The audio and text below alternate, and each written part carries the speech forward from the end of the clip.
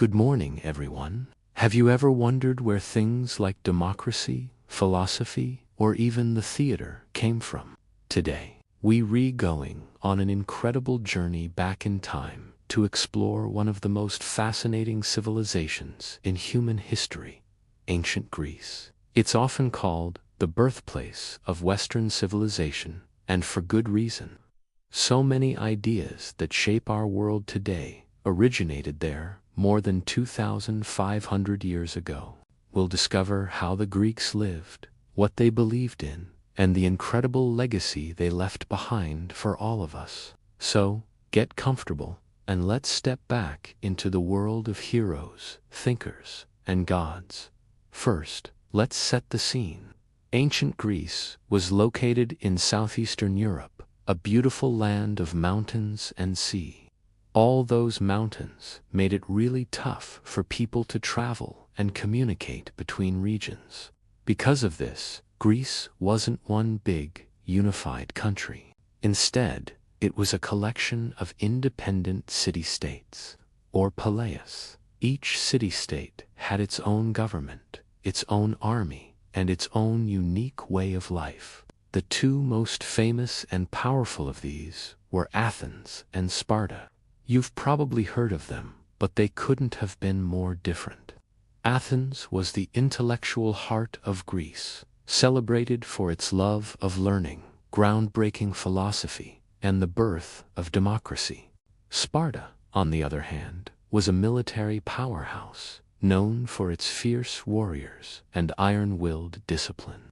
They were often rivals, sometimes allies, but both played a crucial role in the incredible story of Greek civilization.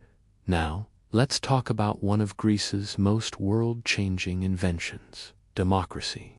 Imagine a system where ordinary citizens get to make the laws and decisions for their city. That's exactly what happened in Athens around the 5th century BCE. This was the world's very first experiment in what we call direct democracy. Instead of electing representatives to vote for them, citizens gathered and voted on issues themselves. It was revolutionary. A leader named Pericles championed this system, and under his guidance, Athens flourished, becoming a hub of culture, art, and lively public debate. Now, it wasn't perfect. Not everyone could vote. Women, slaves, and foreigners were excluded. But even with these limits, it was a monumental step forward, planting the seed for the idea of political freedom that we cherish today. While Athens was debating in the public square, life in Sparta was a completely different story. Their entire society was built around one thing: military strength. From the age of 7, Spartan boys were taken from their families to begin a brutal training regimen. They lived in harsh conditions, learning to endure pain, hunger, and hardship, all to become the most feared soldiers in the ancient world. But here's a surprising fact: Spartan women actually had more rights and freedom than women in many other Greek city-states. They could own property and were expected to be strong and healthy, because their role was to raise the next generation of strong Spartan warriors. This stark contrast between the intellectual life of Athens and the military life of Sparta really shows just how diverse and complex ancient Greek society was. The Greeks didn't just build powerful cities, they also built the foundations of how we think. Ancient Greece produced some of the most influential thinkers in all of history. There was Socrates, who famously taught people to question everything and think critically for themselves. His student, Plato, wrote The Republic, a book that explored ideas about justice and the perfect society, which is still studied today. And then came Plato's student, Aristotle, a true genius who explored everything from science and logic to politics and ethics. His work was so comprehensive that it shaped scholarly thought for thousands of years. But it wasn't just philosophy. The Greeks made huge leaps in mathematics, like Pythagoras and his famous theoremas, well as astronomy and medicine. Hippocrates, known as the father of medicine, created an oath for doctors that is still referenced in modern times. The Greeks had a deep appreciation for beauty, balance, and harmony, and you can see it everywhere in their art and architecture. The most famous example is the stunning Parthenon, a temple that still stands today on the Acropolis in Athens, dedicated to the goddess Athena. Their sculptors, like the legendary Phidias, created incredibly lifelike statues of gods, goddesses, and athletes that seemed almost ready to breathe. But their creativity didn't stop with stone. Greek writers left us an epic legacy. Homer's timeless poems, the Iliad and the Odyssey, tell gripping tales of heroism, war, and adventure that continue to captivate readers.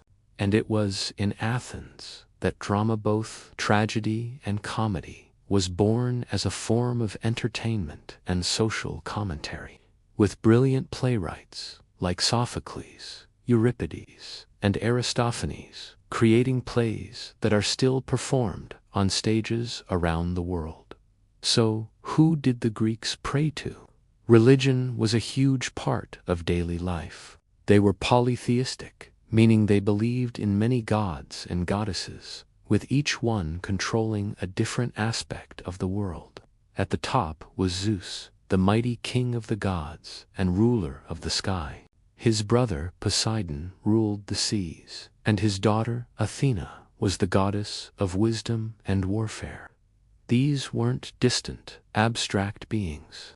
The Greeks believed the gods interfered in human lives all the time. They created fascinating myths and stories about them to explain everything from why the seasons change to the complexities of human emotions. These myths weren't just bedtime stories. They taught important moral lessons and became an endless source of inspiration for Greek art and literature. Of all their traditions, one of the most enduring is the Olympic Games. The first games were held all the way back in 776 BCE in a place called Olympia, not just as an athletic competition, but as a religious festival to honor Zeus.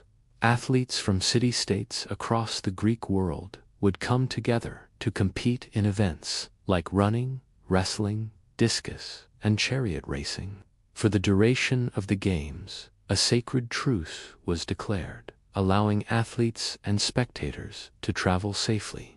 The Olympics were a powerful symbol of unity and shared Greek identity. And of course, they inspired the modern Olympic Games that bring the entire world together today. So, what happened to this incredible civilization?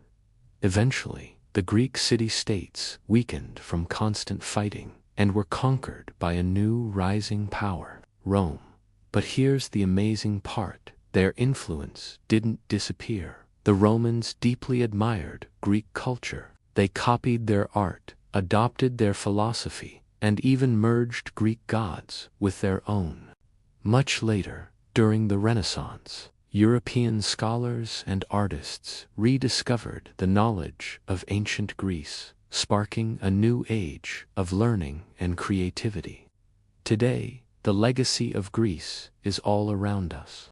We see it in our democratic governments, our scientific methods, our columned buildings, and our theaters. Even words we use every day, like philosophy and alphabet, have Greek roots.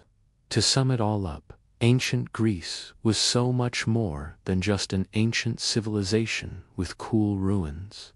It was the foundation of the modern Western world. Its revolutionary achievements in democracy, philosophy, art, and science continue to echo through time and shape the society we live in today. The Greeks taught us the power of asking questions, the importance of seeking truth and beauty, and the incredible potential that human beings have for greatness. Thank you so much for joining me on this journey back to ancient Greece. If you enjoyed this video and want to explore more amazing stories from history, don't forget to hit that like button, subscribe to the channel, and ring the bell so you never miss an update. See you in the next video.